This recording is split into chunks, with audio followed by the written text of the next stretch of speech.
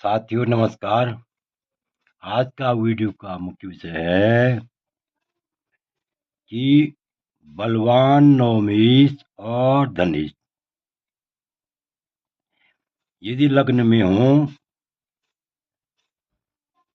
तो वह कैसे सभी अरिष्टों का नाश करते हैं।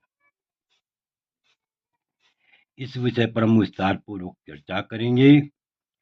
ध्यान से देखिए। वर्षफल में बलवान नवमेश और धनेश लग्न में बैठे हुए हों, ये दोनों ग्रह जो है कहाँ बैठे हुए हों, लग्न में बैठे हुए हों, तो किस प्रकार से अरिष्टों का नाश होता है तथा सभी सुखों की प्राप्ति होती है।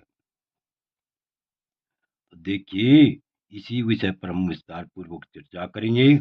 इससे पहले मेरा आप लोगों से अनुरोध है, यदि आपने अभी तक मेरा चैनल सब्सक्राइब नहीं किया तो अवश्य सब्सक्राइब करने का कष्ट करें, वीडियो को लाइक करें, शेयर करें।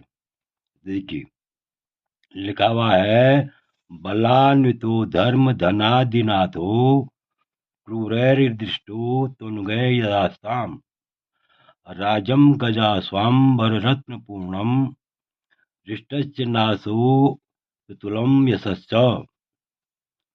अर्थात यदि वर्षफल में, जिस जातक की वर्षफल में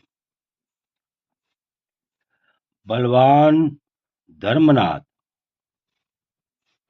बलवान नवमेश, धर्मनाथ का मतलब नवमेश, और धनादिनाथ और धनेश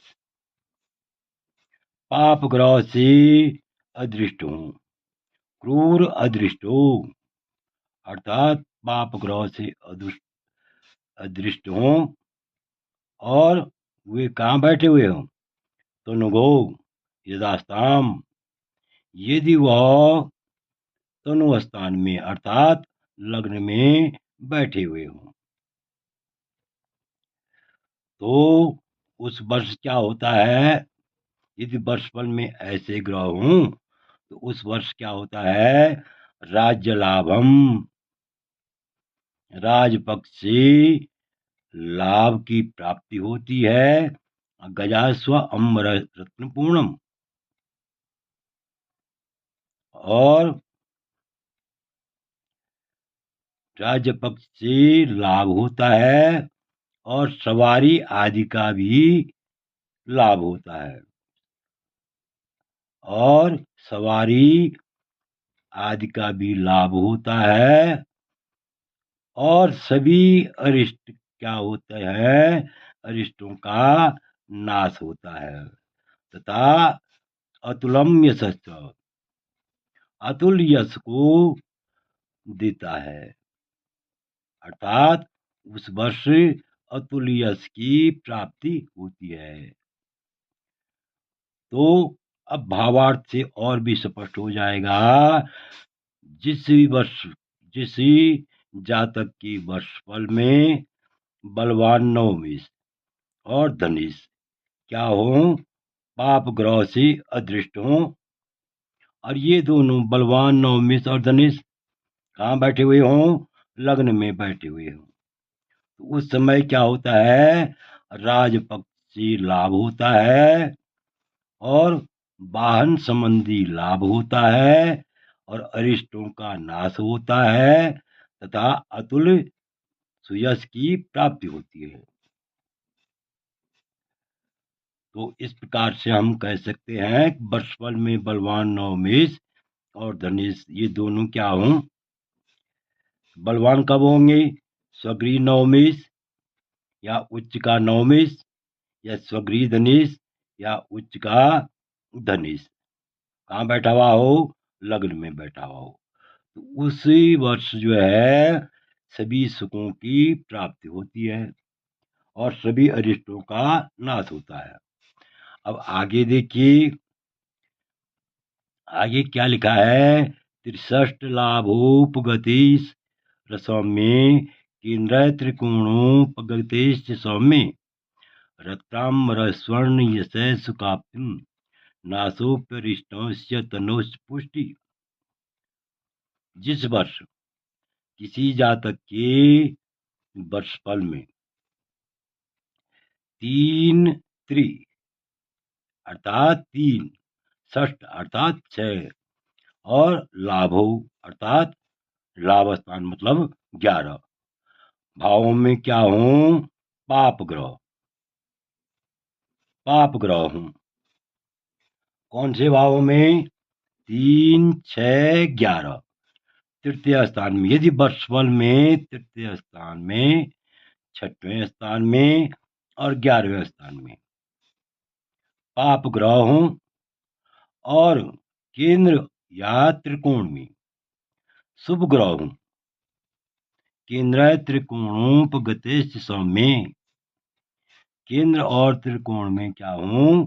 शुभ ग्रह बैठे हुए हूं, तो उस वर्ष जातक को रत्न वस्त्र आदि का लाभ होता है। क्या होता है?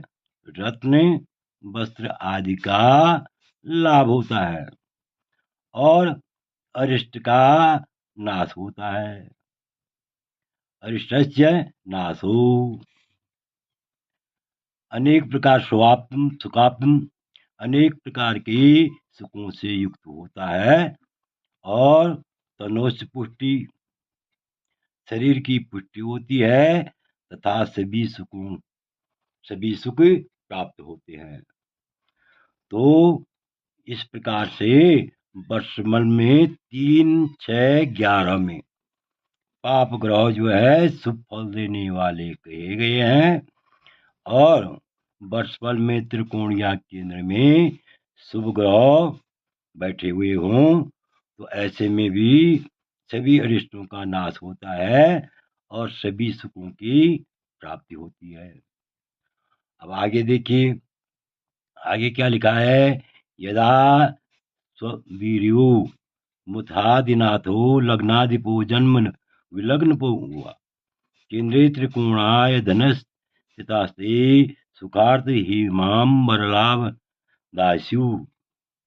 अर्थात यदि मुंतेश बलि हो, मुथादिनाथ हो, सबीरियो जिस वर्ष मुंतेश क्या हो? बलि हो, बलवान हो, अर्थात स्वगृही या उच्च का हो। मुंता का स्वामी क्या हो? स्वगृह या उच्च का हो, या वर्ष लग्नेश जन्म कालिक लग्नेश, वर्ष लग्नेश या जन्मकालिक लग्नेश बली होकर के, बलवान होकर के केंद्र त्रिकोण में हो तो उस वर्ष भी क्या होती है?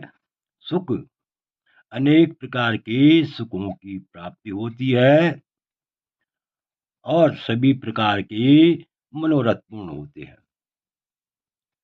सभी प्रकार के मनोरथ पूर्ण होते हैं। भावार्थ में ये लिखा है, यदि जिस वर्षफल में यदि मुंतीस बलवान हो या अर्थात मुंता का स्वामी उच्च का या स्वगृही हो, या वर्ष लग्नेश बली हो, या जन्मकालिश लग्नेश बली होकर के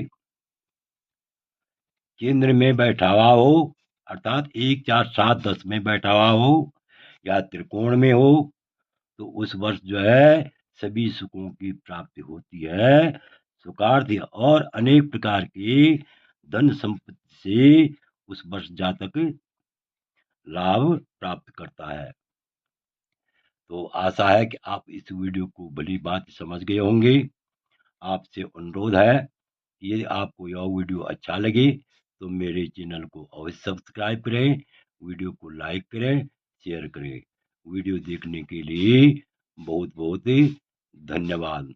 विशेषकर मैं उन लोगों का अत्यंत आभारी हूँ जो मेरे वीडियो को नियमित रूप से देख रहे हैं।